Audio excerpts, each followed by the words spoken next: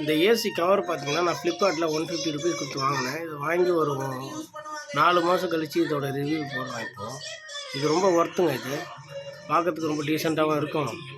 இன்னொன்று இந்த ஃபில்ட்ரு வந்து நம்மளுக்கு நல்ல சேஃப்டியாகவும் இருக்குது. ஏசி ரொம்ப டஸ்ட் ஆகாமல் பாதுகாக்குது.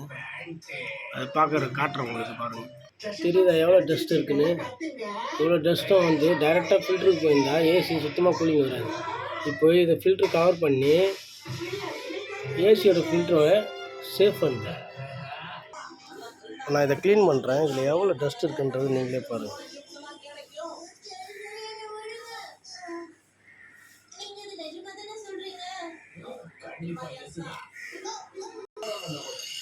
இது வாஷ் பண்ணுறது ரொம்ப ஈஸி. சும்மா இது போட்டு ஒரு குண்டானில் தண்ணி வச்சுட்டு சும்மா ஷாம்பு இல்லை சர்ஃப் எக்ஸல் எதாவது போட்டுட்டு சும்மா இது பண்ணிவிட்டு எடுத்து உதிரி போட்டிங்கன்னா முடிஞ்சிடுச்சு.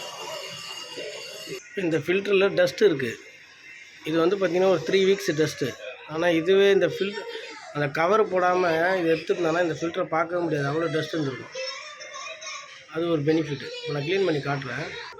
இப்போ க்ளீன் பண்ணிட்டோம், கொஞ்சம் கூட இல்லை.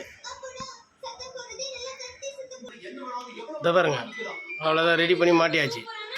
பார்க்கறதுக்கு எவ்வளோ ஸ்டைலிஷாக இருக்குது பாருங்கள். இது ஒன்றும் இல்லை, கீழே ஒரு எலாஸ்டிக் கொடுத்துருக்காங்க. இதோ இந்த எலாஸ்டிக் இழுத்து மாட்ட வேண்டியது தான்.